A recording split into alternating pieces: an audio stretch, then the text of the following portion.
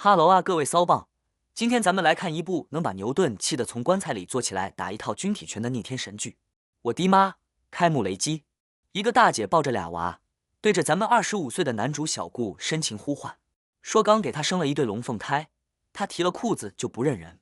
我直接好家伙，这不就是传说中的喜当爹现场吗？但是，小伙伴们注意看，男主小顾一脸的生无可恋，直接绷不住了。他说：“我昨天才认识你，今天你就生了，这孩子啷个可能是我的嘛？”更离谱的是，小顾喊道：“他52岁，我才25岁，我就是在精虫上脑，也不能搞奶孙乐吧？”我的妈，这信息量，我的头快要裂开了。小顾的女朋友瑶瑶当场一某，感觉自己头上绿的能养活一群羊驼。就在这千钧一发之际，小顾突然一声惨叫，穿越了。没错，你没听错。是 YY 网文里最经典的重生流。原来上一世，小顾就是因为这个事被活活搞死，身败名裂。现在老天有眼，让他重回到了遇见这个52岁大姐董月娥的命运交叉口。好家伙，新手村直接刷终极 BOSS， 这的 buff 叠满了，属于是。此时的董月娥正躺在路边，挺着个大肚子，哎呦哎呦的喊疼，求小顾送她去医院。有了上一世的惨痛教训，小顾这回学精了。心想我绝不能再跟这个女人扯上任何关系，他一脚油门就想开溜，结果被路边的正义大哥大姐们给拦下了。这帮人啊，跟那唐僧念紧箍咒一样，对着小顾就是一顿道德绑架，说他见死不救，没人性。小顾也是有苦说不出，他总不能跟这帮人解释说，我晓得送了他，我下一秒就得当爹，然后家破人亡吧？你觉得他们信吗？在人民群众的汪洋大海中，小顾被强行从车里拽了出来，他突然悟了上一世的悲剧，关键点会不会就是肢体接触，或者让他上了我的车？想到这里，小顾的操作直接震撼我一整年。他掏出一把不知是啥的尖锐物体，对着董月娥大喊：“你别过来，再过来我就扎死自己！”我哭死，这堪称物理防御的极致了。董月娥和吃瓜群众都惊呆了，但依然不依不饶，非要他把人扶上车。小顾心一横，做出了一个究极离谱的决定，他对着自己的车胎狠狠地砸了下去。我特么也惊呆了，这招伤敌零，自损800的神级操作，简直可以纳入迷惑行为大赏。车趴窝了，这下总算能摆脱了吧？万万没想到，另一辆好心人的车停了下来，在群众的帮助下，董月娥被送走了。小顾长舒一口气，感觉自己终于逆天改命，切断了这段孽缘。然而，骚棒们，你们觉得事情会这么简单吗？小顾火急火燎地跑到未婚妻瑶瑶家，想提前打个预防针，结果他前脚刚进门，后脚董月娥就带着那群正义路人杀了过来。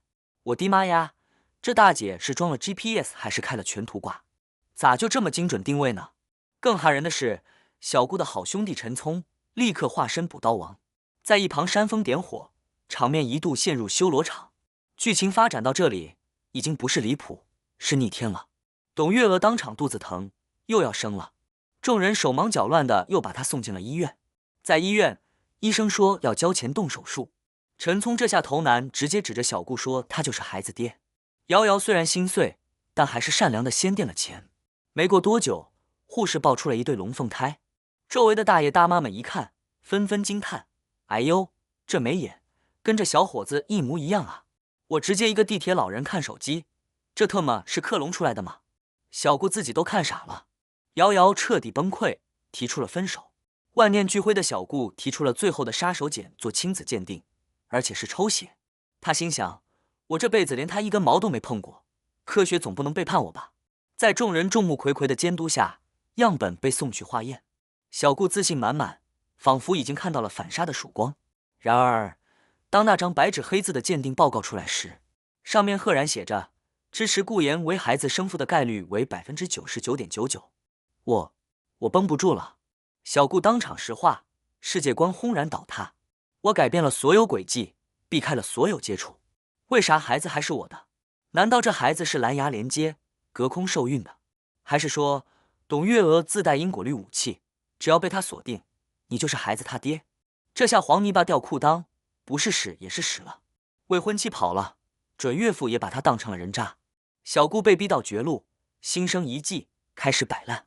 他声称自己失业了，背了一屁股债，成了老赖，连火车票都买不了，想用穷来劝退董月娥。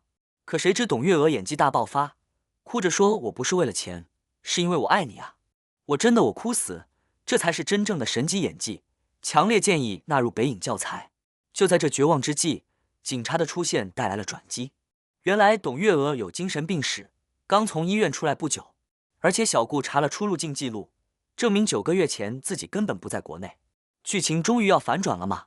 小顾灵光一闪，他偷听到了兄弟陈聪和董月娥的通话。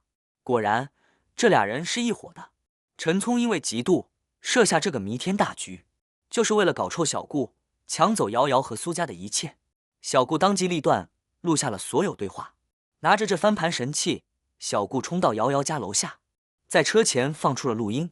真相大白，陈聪的丑恶嘴脸暴露无遗。瑶瑶和他爸终于相信了小顾，但问题来了，那份逆天的亲子鉴定报告又啷个解释？为了彻底揭开谜底，小顾花钱找了个线人，终于挖到了惊天大料。原来董月娥在老家根本就有个老伴，她肚子里的孩子就是那个老伴的。她之所以盯上小顾，纯粹是想找个年轻有为的经验宝宝当接盘侠。